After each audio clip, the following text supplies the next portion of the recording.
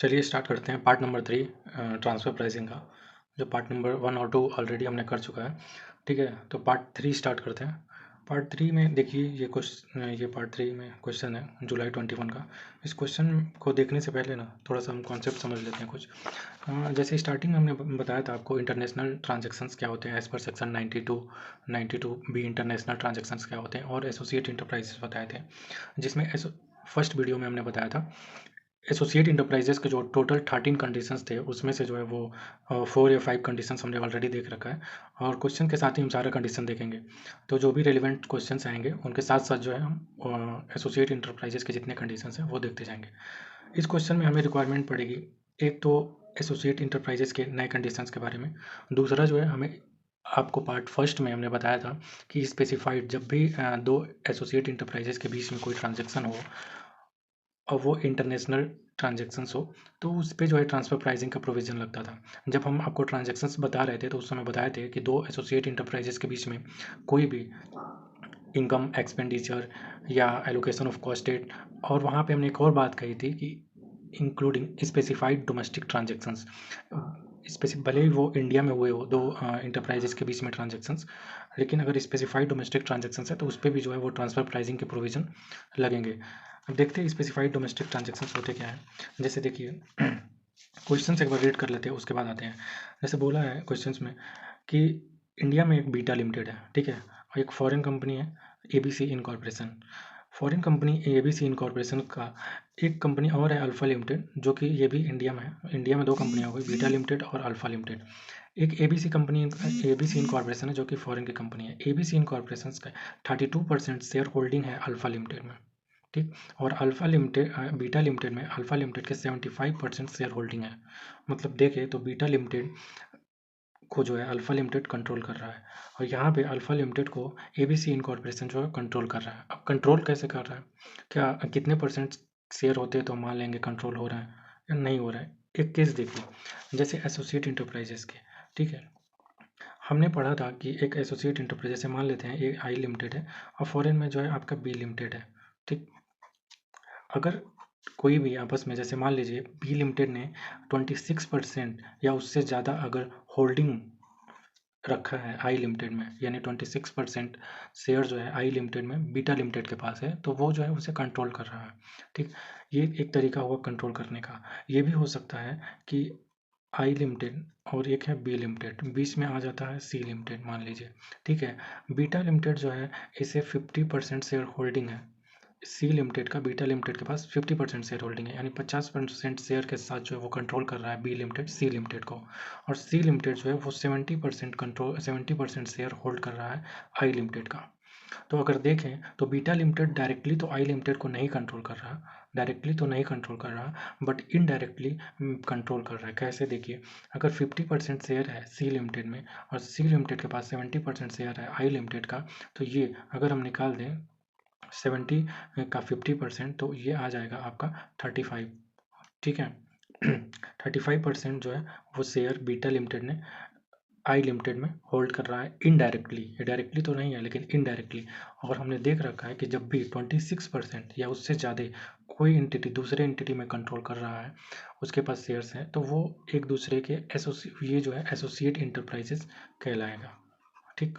तो ऐसे ही जो है वो क्वेश्चन में दे रखा है कि अल्फा लिमिटेड को कंट्रोल कर रहा है एबीसी इनकॉर्पोरेशन, जो कि 32% शेयर होल्डिंग है एबीसी के पास अल्फा लिमिटेड का, और अल्फा लिमिटेड 75% होल्ड कर रहा है बीटा लिमिटेड में। तो डायरेक्टली तो एबीसी लिमिटेड का होल्डिंग नहीं है, लेकिन हम इनडायरेक्टली अगर चेक करें 75 का जो है 32% निकाल लें तो कितना आएगा, ये 24% आ जाएगा, यानी ये तो 26% से कम है, यानी 26% से कम है, तो ये एसोसिएट इंटरप्राइजेज नहीं हुआ, क्योंकि एसोसिएट इंटरप्राइजेज होने के लिए 26% और मोर शेयर होल्डिंग होना चाहिए। तो यहाँ पे बीटा लिमिटेड के पास एबीसी इनकॉर्पोरेशन का जो है वो 26% या मोर का शेयर होल्डिंग नहीं है, तो इसलिए जो है एसोसिएट इंटरप्राइजेज हम का कंडीशन जो है इसमें फुलफिल नहीं हो रहा है, ठीक। तो ये रहा फिफ्थ कंडीशन जो है एसोसिएट इंटरप्राइजेज होने का। तो हमने धीरे धीरे क्वेश्चन के साथ ही जो है कि एसोसिएट इंटरप्राइजेज होने के जो जितने भी कॉन्सेप्ट्स हैं वो देख लिए। अब देखते हैं क्वेश्चन नंबर जो है वो सेकेंड क्या कहता है, पार्ट नंबर सेकेंड।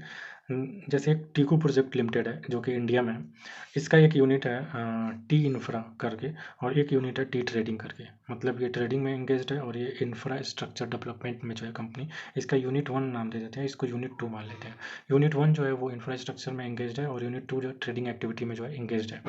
ठीक है, तो बोल रहा है कि क्या होगा, ट्रेडिंग जो यूनिट 2 है, यूनिट 2 ने 12,000 metric ton at rate of 14,000 के रुपीज़ से जो है वो इसको ट्रांसफ़र कर रहा है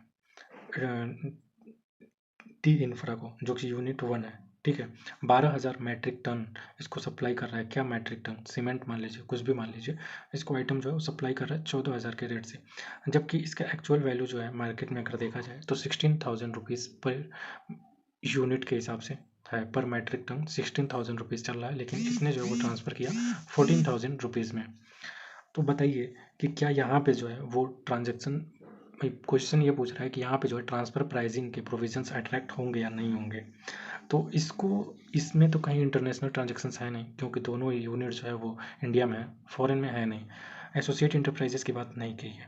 अब ट्रांसफ़र प्राइसिंग प्रोविज़न लगेगा तभी जब या तो वो एसोसिएट इंटरप्राइजेस हो, दोनों के बीच में इंटरनेशनल ट्रांजैक्शंस हो रहे हो। यहाँ पे हम इंटरनेशनल ट्रांजैक्शन बोल ही नहीं सकते, क्योंकि जो है वो फॉरेन कंपनी इंगेज्ड ही नहीं है। ना तो टी यूनिट 2 फॉरेन कंपनी है, ना तो T infra unit 1 foreign company है।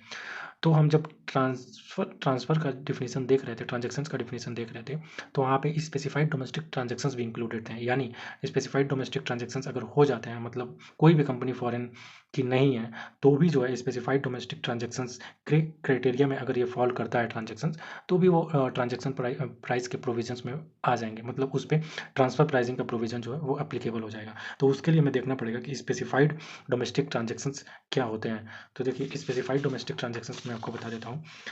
छोटा सा सेक्शन है, सेक्शन एक 92 बी ए जो है, 92 बी ए एक सेक्शन है जो कि बताता है स्पेसिफाइड जो है वो डोमेस्टिक ट्रांजैक्शंस के बारे में। ठीक है, इसमें क्या क्या आता है देखिए। जैसे मान लीजिए एक ए लिमिटेड है, ठीक है, इंडिया की कंपनी है ए लिमिटेड, इसके 2 यूनिट है, यूनिट 1 या यूनिट 2। ठीक है, ये यूनिट जो है ना, उसको एग्जम्पशन मिलता है एज पर सेक्शन 80 IA और 80A। ठीक है, अब पूछेंगे आपकी 80IA क्या है, 80A क्या है। ये आप बोले तो हम सेपरेट वीडियो में कवर कर लें, या फिर थोड़ा फास्ट मोड में हम देखते हैं कि 80IA क्या है। ठीक है, देखिए 80IA का बेनिफिट उसे मिलता है ना, जो कि जैसे कुछ कंपनियां होती हैं जो कि कंपनी जो इंफ्रास्ट्रक्चर, ठीक है, इंफ्रास्ट्रक्चर में इंगेज हो, इंफ्रास्ट्रक्चर के डेवलपमेंट में, मेंटेनिंग में, ठीक है, ऑपरेशन में वो अगर इंगेज्ड हैं, तो उनको 80IA का जो है वो बेनिफिट मिलता है। अब 80IA का बेनिफिट कैसे मिलता है कि जितना भी जो भी इनको प्रॉफिट होगा, उस प्रॉफिट का, जैसे मानते हैं यहाँ से इनको 10 कॉन्सिक्यूटिव ईयर का जो है ना, 10 कॉन्सिक्यूटिव ईयर मतलब continuous 10 year out of 20 year में से, अगर मान लेते हैं 20 ईयर इस कंपनी को सेटअप हो गया, ये इंफ्रास्ट्रक्चर में 20 ईयर से इन्वॉल्व है, तो किसी भी 10 ईयर्स में कॉन्टिन्यूस 10 ईयर में, मतलब कॉन्सिक्यूटिव ईयर्स में, वो जो है 100% जो है वो क्लेम कर सकता है एग्जम्पशंस। मतलब उसको जितने भी प्रॉफिट हुए, उसको 80I में जो है वो 100% का डिडक्शन ले सकता है। ठीक है, तो इस तरीके से वो टैक्स देने से बच जाता है। ठीक है, तो इसमें जो है वो इंफ्रास्ट्रक्चर कंपनियां आती हैं जो डेवलपमेंट में, मेंटेनिंग में, ऑपरेशन में। इसमें पावर जनरेशन, जो पावर जनरेट करती हैं या पावर को डिस्ट्रीब्यूट करती हैं जो कंपनियां, वो भी 80IA का बेनिफिट ले सकती हैं। ठीक है, तो 80IA ये बोलता है।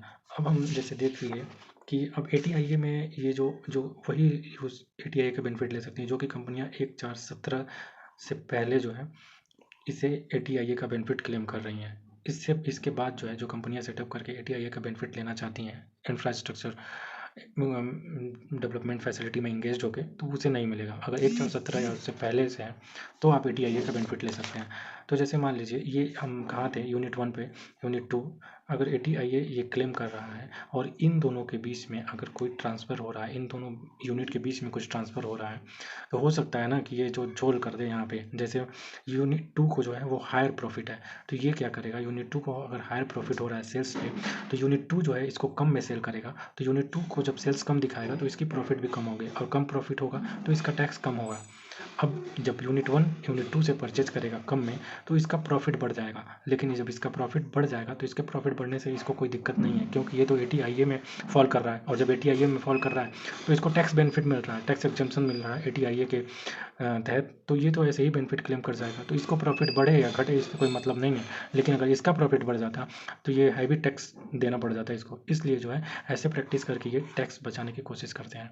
तो भले ही यहाँ पे इंटरनेशनल ट्रांजेक्शन नहीं है, लेकिन ये ट्रांजेक्शन जो है वो स्पेसिफाइड डोमेस्टिक ट्रांजेक्शन में फॉल होता है एज पर सेक्शन 92BA। तो ये तो पहला ये रहा कि स्पेसिफाइड डोमेस्टिक ट्रांजेक्शन। दूसरा बात करते हैं, जैसे मान लीजिए एक कंपनी है A लिमिटेड, ठीक है, और एक है B इनकॉर्पोरेशन।